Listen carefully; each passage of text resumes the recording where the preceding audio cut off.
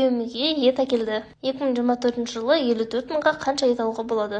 2 килограмм фарш, 4 килограмм қабырға, 2 килограмм қазы, 2 килограмм сүйегі бар ет, 6,5 кило мякоть. Осылар 54 мың теңгеге шықты. Қалай ойлайсыздар, арзан ба, қымбат па? Ал мен 2 кило фаршты 500 граммнан бөлдім, 4 тамаққа шығады.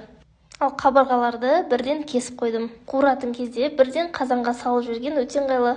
Ол да 4 тамаққа шықты. Бешбармақтың етін 2-ге бөлдім, біреуін тоңазытқышқа салып, ал біреуін бүгін бешбармаққа пісіріп жатырмын. Алдында ет әкелгенде осындай піскен қазы бар еді, соның біреуін тамаққа қосып жібердім. Бізге осы кішкентай кусок жетеді. Ал қалған етті күнделікті тамақ пісіруге осылай бөлдім, 20 күн тамақ пісіруге жетеді. Тоңазытқыштың бір полкасы осымен толды.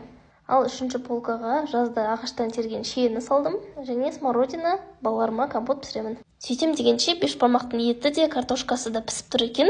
Үстінен осылай тұздықты құйдым.